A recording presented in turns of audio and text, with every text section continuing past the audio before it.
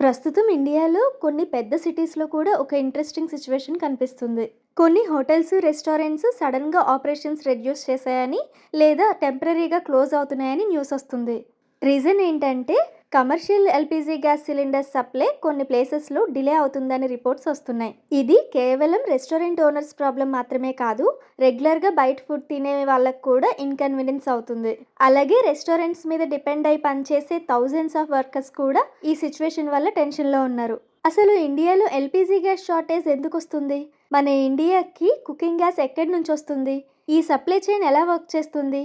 ఇంకా ఈ situation continue అయితే మన ఇంట్లో వాడే కుకింగ్ గ్యాస్ మీద కూడా ఇంపాక్ట్ పడుతుందా? ఈ వీడియోలో ఈ హోల్ టాపిక్ని సింపుల్గా ఎక్స్ప్లెయిన్ చేశాను. India LPG gas usage reality. ముందుగా మనం ఒక ఇంపార్టెంట్ ఫ్యాక్ట్ తెలుసుకోవాలి.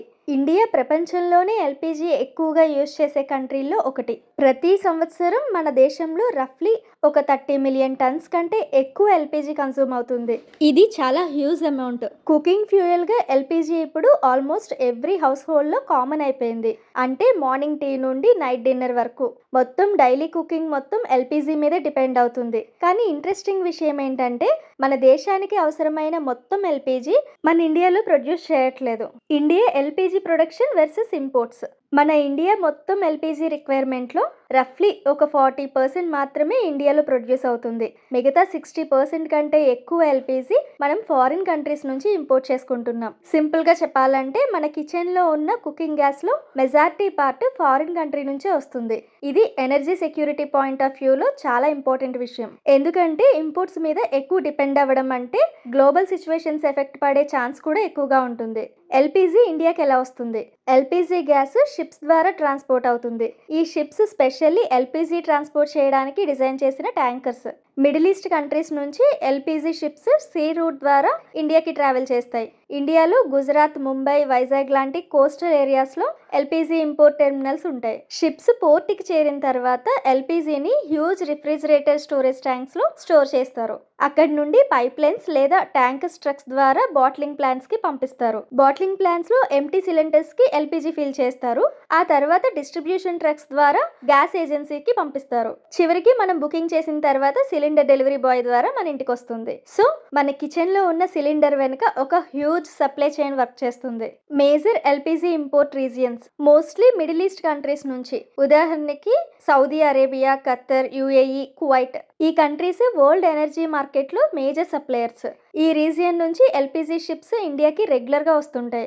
ఇక్కడ ఒక ఇంపార్టెంట్ సీ రూట్ ఉంది. దాని పేరు స్ట్రెయిట్ ఆఫ్ హార్ముజ్. ప్రపంచంలో ఆయిల్, గ్యాస్ ట్రాన్స్పోర్ట్లో ఈ రూట్ చాలా క్రూషియల్. గ్లోబల్ ఎనర్జీ సప్లైలో హ్యూజ్ పర్సెంటేజ్ ఈ రూట్ ద్వారా మూవ్ అవుతుంది. అందుకే ఈ రీజియన్లో టెన్షన్ వచ్చినప్పుడు వరల్డ్ ఎనర్జీ మార్కెట్లో ఇమ్మీడియట్ ఇంపాక్ట్ కనిపిస్తుంది. Global situations effect. ఎనర్జీ మార్కెట్లో చాలా సెన్సిటివ్. వరల్డ్లో జియోపాలిటికల్ టెన్షన్స్ వచ్చినప్పుడు ఎనర్జీ సప్లై చైన్ వెంటనే రియాక్ట్ అవుతుంది. హిస్టరీలో కూడా చాలా సార్లు ఇలా జరిగింది. ఎగ్జాంపుల్ రష్యా యుక్రెయిన్ వార్ టైంలో అండ్ మిడిల్ ఈస్ట్ టెన్షన్ టైంలో ఆయిల్ ప్రైజెస్ సడన్ గా స్పైక్ అయ్యాయి. గ్యాస్ సప్లై కూడా టెంపరరీగా ఎఫెక్ట్ అయింది. ఎందుకంటే ఎనర్జీ సోర్సెస్ గ్లోబల్ ట్రేడ్ మీద డిపెండ్ అవుతాయి. ఒక రీజియన్ లో డిస్టర్బెన్స్ వచ్చినా ఇండైరెక్ట్ గా హోల్ వరల్డ్ మీద ఇంపాక్ట్ పడుతుంది. Buffer stock concept.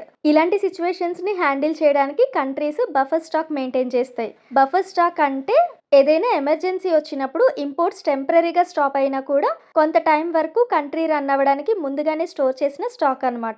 పెట్రోల్ మరియు క్రూడ్ ఆయిల్ విషయంలో ఇండియా స్ట్రాటజిక్ రిజర్వ్స్ ని మెయింటైన్ చేస్తుంది. కొన్ని వీక్స్ వరకు సప్లై మేనేజ్ చేయగలుగుతుంది. కానీ ఎల్‌పీజీ విషయంలో సిచ్యువేషన్ కొంచెం డిఫరెంట్.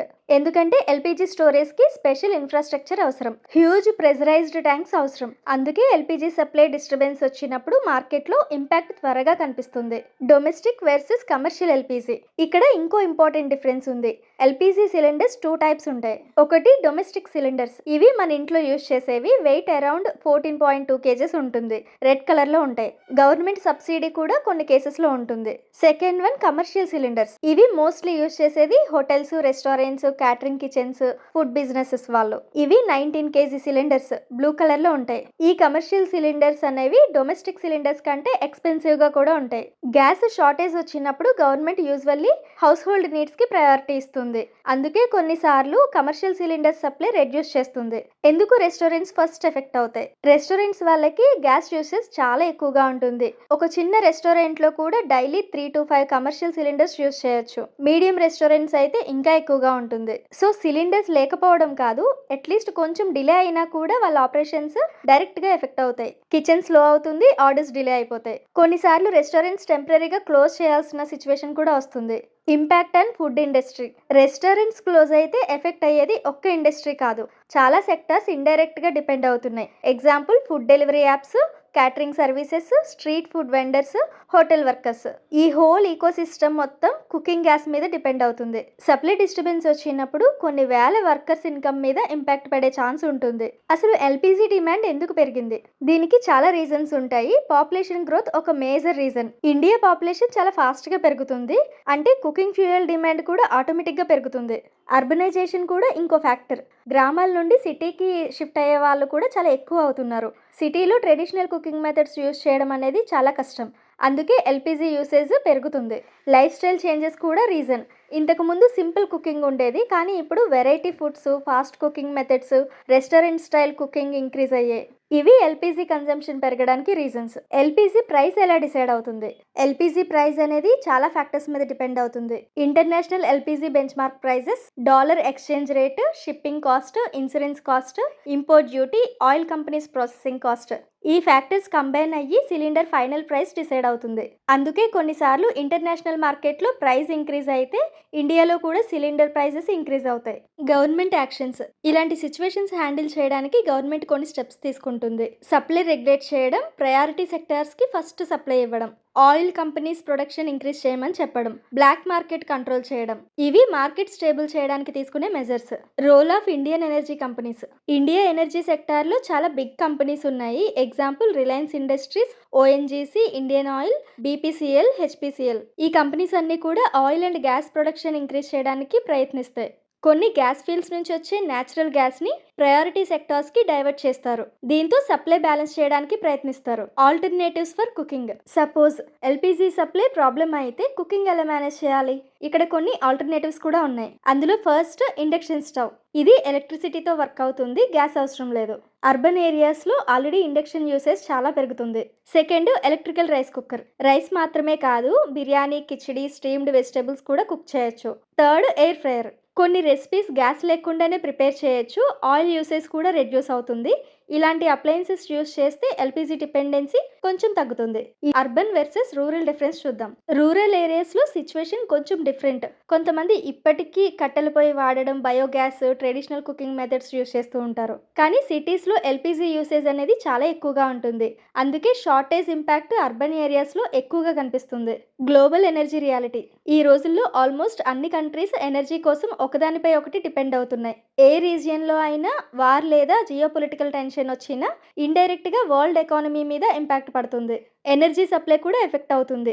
అందుకే ఎనర్జీ సెక్యూరిటీ ఇప్పుడు గ్లోబల్ డిస్కషన్ టాపిక్ అయింది. Future cooking technologies. ఫ్యూచర్లో కుకింగ్ టెక్నాలజీస్ కూడా స్లోలీ చేంజ్ అవుతున్నాయి. ఆల్రెడీ డెవలప్డ్ కంట్రీస్లో ఎలక్ట్రిక్ కుకింగ్ ఇంక్రీజ్ అవుతుంది. అందులో ఇండక్షన్ కుక్ టాప్స్ చాలా ఎఫిషియంట్, హీట్ లాస్ చాలా తక్కువ. ఎలక్ట్రిక్ అప్లయన్సెస్ అనేవి గ్రాడ్యువల్లీ కిచెన్లో కామన్ అయిపోతున్నాయి. ఫ్యూచర్లో రెన్యూబుల్ ఎనర్జీ యూసేజ్ కూడా కుకింగ్ సెక్టార్లో ఇంక్రీజ్ అయ్యే ఛాన్స్ ఉంది. సింపుల్గా చెప్పాలంటే గ్యాస్ షార్టేజ్ లాంటి సిచ్యువేషన్స్ టెంపరీగా రావచ్చు, కానీ గవర్నమెంట్స్ మరియు ఎనర్జీ కంపెనీస్ కలిసి వాటిని మేనేజ్ చేయడానికి స్టెప్స్ తీసుకుంటాయి. మన లెవెల్లో మనం చేయాల్సింది ఎనర్జీని వైజ్లీ యూజ్ చేయడం, ఆల్టర్నేటివ్స్ గురించి అవేర్నెస్ ఉండడం. ఇలాంటి మరెన్నో యూస్ఫుల్ వీడియోస్ కోసం ఛానల్ని సబ్స్క్రైబ్ చేసుకోండి. Thank you.